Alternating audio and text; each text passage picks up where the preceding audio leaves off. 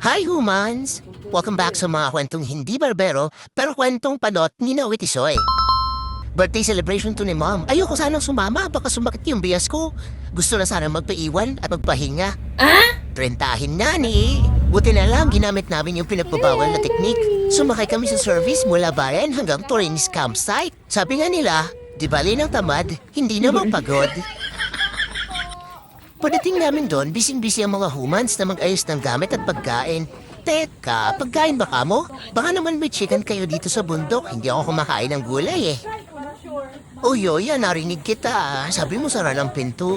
Huwag naman ganon, mag-e-explore nga ni ako dito sa bundok eh.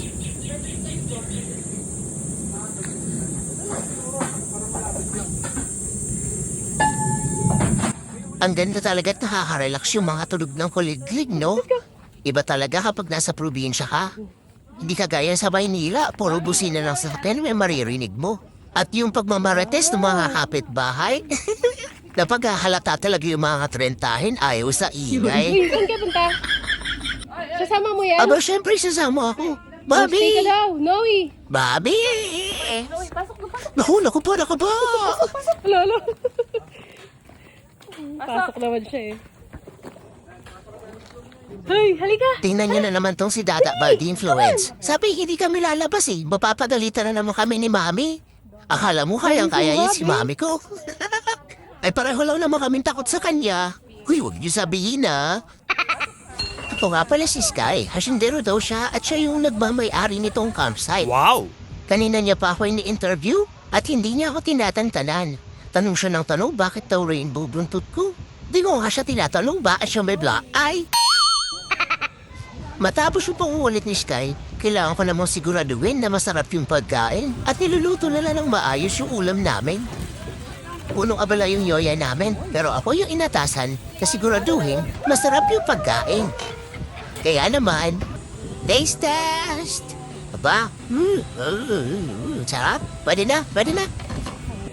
O siya, tama na yung pahinga. Pag-pictorial muna tayo, Mommy.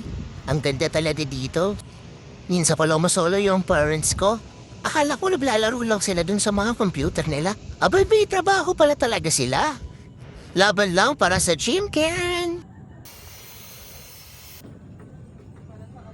Di ko na malayan gabi na at oras na pala para magbantay ako sa mga humans ko para hindi sila malasing.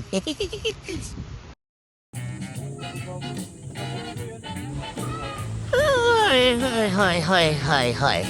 Grabe. Parang ako yung uminom kagabi ah. Ako yata yung nalasing. Antok na antok pa ako. Ayan, at ready na kami para umuwi. Di na Good kaya luck sa'yo, ma'am. Paano mo tatanggalin yung putik ko sa katawan? Maraming salamat sa nanood. I love you!